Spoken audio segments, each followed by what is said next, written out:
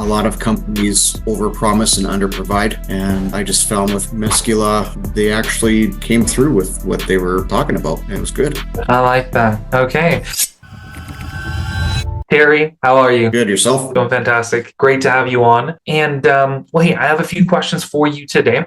So just before we get started, why don't you let us know how long have you been in real estate? What areas do you service? Go ahead. I service the Winnipeg area in Canada here, and probably about an hour within the area of Winnipeg.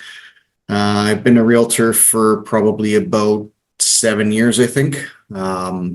I actually got trained under one of Canada's top 1% agent. So she kind of took me under her wing and passed me off leads that she couldn't take and stuff like that. So that's actually how I got started. And it kind of went on from there. Beautiful. Okay, good. So quickly recapping, you've been in real estate for the last 7 years. You were trained under one of Canada's best in the industry. We've been together for the last 12 months now here at Meskula. Before you got started here at Meskula, what was going on in your business? What was going on in your life that led you looking to a solution like Meskula? So when I got started in real estate, I was quite busy right up until basically the first year of COVID. Like, the real estate market here was great. The interest rates were low. Things were pretty much easy. Like, I would host an open house if I do a lot of advertising for my open houses. So if I had an open house and I had, say, 15 groups through my open house, I would be able to get like 7 of those groups on an auto email, which is what we use to send listings to people and kind of get them as a client. And life was easy. Then after COVID, our interest rates started shooting up and people just changed. So I still do open houses. I still do a lot of advertising for it. I still get quite a few people through the open house, but people are different. It's like they're scared of human conversation and things like that. Like, I don't know how to explain it, but they're just different and it's harder.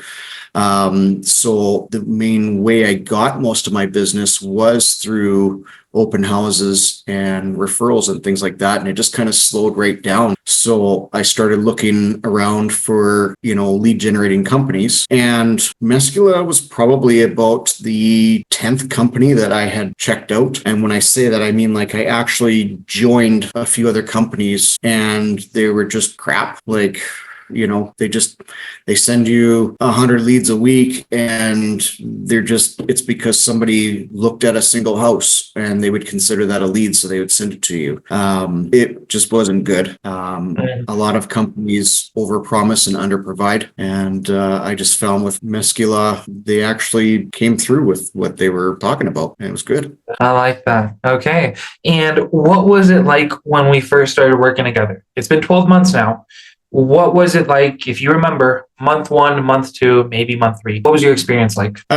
So in my area, I guess I put in a fair bit of money for advertising, but I was getting about 105 leads a month, which sounds like a lot, but when you break it down, it's a few a day. And the way that Meskula has it laid out, like, you can find out if they're actually a serious person or not. So, I mean, don't get me wrong, I would try and contact everybody, but I would definitely pay more attention to the people that answered questions and basically stated that they were looking to move in the next, year, basically. And you just kind of contact them and you keep in contact with them. That's the big thing. Good. Okay, perfect. So I'll quickly recap. You and I just talked about this earlier this week, if not, it was last week, but we talked about what these last 12 months were like. You've had a total of about 12 listings, right? 11 to maybe 12 listings in these last 12 months, and you're nurturing more than a handful of people? Oh God, yeah. So yeah, I've sold probably at least 12 Meskula listings. Like, I move people into the different categories. So under short-term follow-up, I probably have 30 people. I go to in-person appointments a few times a week. I'm going to one coming up on Saturday. It's about an $800,000 house, and here that's that's a decently priced house because our average is about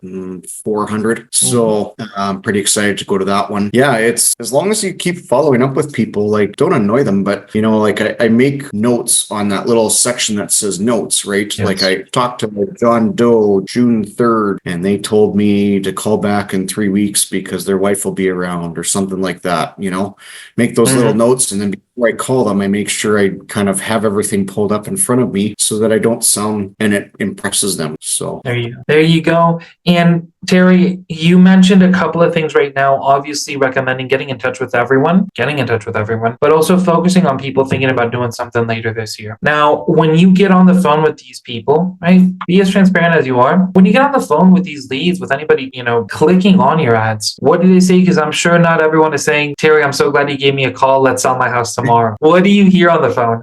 You know what? A lot of people will say, oh, they had clicked in and said that they're looking at moving in, say, 3 to 6 months. And so what I do is I go on our real estate program and I ask them questions. I reiterate what the bot asked them and say, okay, so my assistant told me that you have a finished basement and, 3 bathrooms and whatever, right? So I kind of, as I'm speaking to them, I'm also typing that into our program and pulling up comparables and things like that. And then basically I explain to them as I'm typing it in what I'm doing. And then I just kind of say to them, well, as I'm typing this in, just out of curiosity, are you thinking of moving in the next, little bit? And they say, well, we've been humming and hawing about it and this and that. And I say, okay, well, I'll just let you know, like, I'm going to be able to give you a rough estimate because I've never seen your house. I may have some pictures online of your place, but that doesn't tell me the condition. So basically, if you want, I can physically come to your house. It takes a couple minutes for me to walk through your place. I bring my computer with me. I will open it up in front of you. I will show you the comparables, and I will basically pinpoint exactly what you could list for and what you're going to get. And in today's market here, anything that is under about 550,000, there is major bidding wars. So basically I'll tell them, okay, so if your house is supposed to be listed at 400,000, that doesn't mean you're going to get 400,000. That means you're probably going to get 430 or 440. And when I'm in person and I do that kind of thing, then their eyes kind of open up a little bit more. Yeah. So, it's way easier if you can get in front of them and, you just keep pushing to kind of get in front of them. I know it takes a lot of time out of your day to go down there and visit, but it does lead to things. So. And I'm glad you bring this up. Like, look, obviously for a lot of people, it can be a little uncomfortable. Strangers talking to strangers, right? Especially if it's that first interaction. So you said one thing right now, if you keep on pushing, I know that you do a great job at keeping track of anybody you talk to, you're always inputting your notes. When you say keep on pushing, it does take a little bit of effort, but if you keep on pushing, you're going to get the results. What does that mean for you? Does that mean following up with people, giving them calls, sending them texts? What does that mean? Yeah, I try to, like you said, if I talk to them June 3rd, before I get off the phone with them, I'll just kind of say, if they're not ready to do anything, I'll just kind of say, okay, so, is it okay if I check back in with you in a month or 6 weeks? And most of the time they say yes. So I put in my notes there, check back in July 15th. So then on July 15th, I always try and call. I don't try and text or email. Always will call. And if I don't get a hold of them, I'll call the next day. And I'll try that for, 2 or 3 days. And if by then I'm not getting a hold of them, then I'll text. And sometimes people aren't going to get back to you. It's the name of the game. You're not going to get everybody. Otherwise, we'd all be multimillionaires. So Exactly. And I think that these are some of the biggest tips that, anybody listening to this can take away. We see a lot of, thankfully, right? We have the pleasure of working with a lot of newer agents joining Meskula. They're trying to find their first deal. They're trying to get their first listing. And there's a lot of doubt out. There's a lot of doubt in people's mind because a lot of people do get discouraged. You've been through this process a dozen times with Meskula already, but I know you've been through this process in the past as well. Now, for anybody getting discouraged because we said, you know what, I'm going to call you on, Friday the 5th. I'm going to call you on Friday the 5th. Yeah, great. Give me a ring then. And then they don't pick up the phone on Friday, right? People get discouraged. Do you have any words for anybody, whether they're new at real estate or they're new to online leads, any words of courage for these people who might be needing it whenever somebody doesn't pick up the phone? Yeah. So, I mean, if you're not getting a hold of them, the other option is, and I've never done this. I live just outside the city. So for me to travel in to most of these places is a bit of a trek. So, but anybody that maybe lives in a city and that's where their leads are coming from, you know, if you're not getting a hold of them, go drop a brochure of yours in their mailbox, or go door knock and just say, look, you know what, I was just driving by the area. I was just at another, like, say you're busy.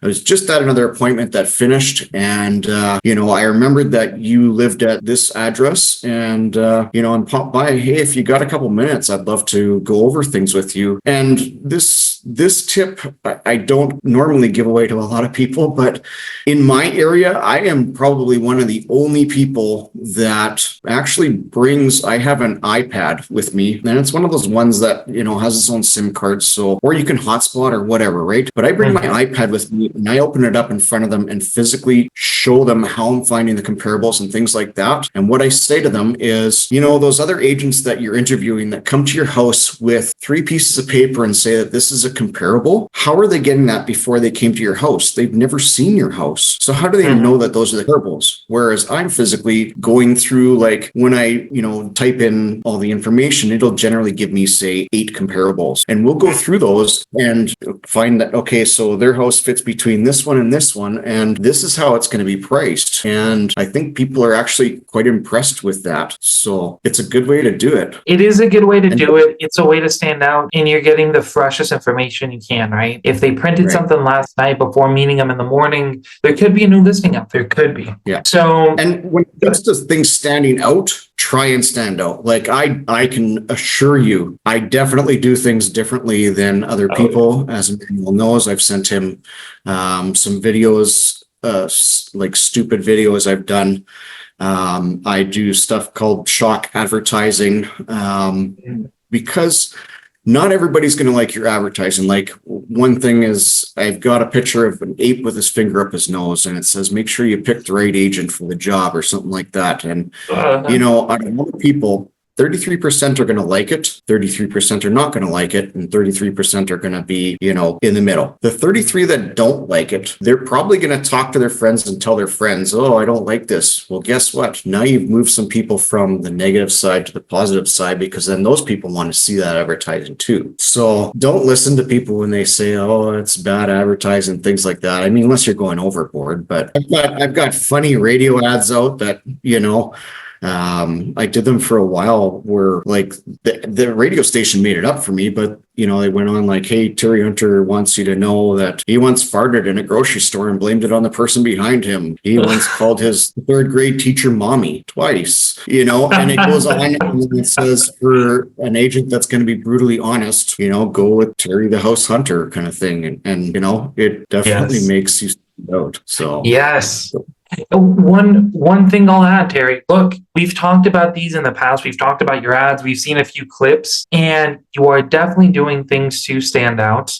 Now, going back to the types of people that are joining, right? We're getting a lot of newer people, and they're still kind of in their shell. They haven't broken that shyness shell just yet.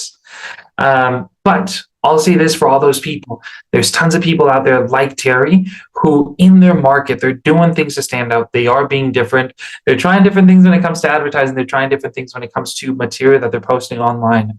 So if you want to stand out, definitely do a little bit of research, see what other people are doing. And well, look, kind of wrapping this one up, Terry, there are also people, and I'm sure that you probably fell into the same camp. You've been with at least another 10 different lead generation companies. There's always fears before we get something new started. What were some of those fears that you had before joining Meskula? Because I've been through a lot of companies, like, everybody, you know, wants a high price and they promise everything, and so far nobody had come through. So my biggest fear was signing for a year. Yeah. Because A, it is big money. And B, if it doesn't pan out like these other companies, then you're kind of screwed. So, I mean, I don't know if Emmanuel wants me telling you this, but I've only booked for 6 months. Like, I'm sorry, but it's got to be a trial thing. And if it works out, great. Then I don't have a problem booking longer. But I'm a little bit nervous when it comes to that because of the fact that, I've spent a lot of money on lead generating and it never panned out before. And and I was doing another one at the same time as this one. And I am going to be dropping that other one because, again, over promise and under provide. So, this program seems to work well. We've kind of talked about the different ads and whether they're working or not. And, we're going to be trying out some new things. Emmanuel, I will send you a video soon. Took me about 250 tries last night to try and tape it. But, I'll get those out and we'll try those ads. And that's one thing, don't be scared to ask for things. I feel like I annoy these people sometimes, but not at all. If it's going to help me or help others, I've kind of talked to them about how maybe to change certain things in the program, that makes it a little bit easier for people, and they do it. So don't be scared to ask, ask questions. And if somebody wants to contact me, Emmanuel can probably give you my contact info, and I can, step by step walk you through things, or just give you a general idea of different things in real estate. So just to give you, for instance, I'm usually in the top 5 to 10% of Canada for Royal LePage, which is here, it's the biggest company in Canada. So I like to think I know what I'm talking about a little bit. Definitely. Definitely. And Terry, you know what? You sharing all these things, you being as open as you always are, right? I'll make sure that if anybody does have any questions outside of Winnipeg, if anybody does have any questions, I'll make sure to send them your way. And just before we wrap this one up, anything else you would like to share? I don't know. I can't really think of anything at the moment, but you know what? I'll be re-signing with the company right away here. So it's been good experience. So yeah, and I like the fact that I'm one of the only people. There was one other guy that was out of Winnipeg before, but I think he opted out or something, because I haven't seen his stuff in a long time. So it's nice that I'm the only one around here doing this. I mean, don't get me wrong, there's other agents I've seen their similar ads, so obviously they have another company that's doing something similar, but as far as this one, I'm the only one. So exactly. And well, Terry, you know what, this is just coming to mind right now. I didn't ask this when you mentioned it earlier, but you've been through the ringer more than a handful of times. You signed up with 10 different companies. Why did you take another leap of faith? Why is it that you've been so insistent with trying out different lead generation companies? I didn't ask this earlier, but 10 times, right? For most people will give up after first, second, third different attempt with a different company. Why 10 different times? You know what? It's because, like I said earlier, ever since COVID, people are just different. I don't know how to explain it, but people are just different. And it's a lot harder. Like when I do an open house and 15 groups come through, everybody says they've got a realtor and things like that. And we also went from having 1,700 agents to 3,400 agents in a year and a half, because during COVID, everybody decided to be a realtor. So now everybody is, cutting throats and things like that. And everybody knows a realtor. So I just found it easier if I could find something that would help me get some more leads and people, because otherwise you're going to fail. You'll sink. So I just found I couldn't do it on my own. But I mean, there is things that I should be doing that I'm not. I'm very bad for contacting clients after I've done deals with them. I may contact them once briefly, but after that, I'm terrible at that. So I know that's where you get a lot of your leads from, but I'm still keeping busy. So it's been working. There you go. That's it. And Terry, I just want to say, I really appreciate you taking the time for joining us today, sharing all your thoughts, sharing your experience. It's always a pleasure having you here. It's been a pleasure having you here, and it's going to be a pleasure having you here for another year. So we'll wrap this one up for now, but I'll see you on Tuesday. Just sent you the invite. Yep. See you Tuesday, 2:30, 1:30 your time. Okay. Okay. Sounds good. Thanks, man. Thank you, Terry.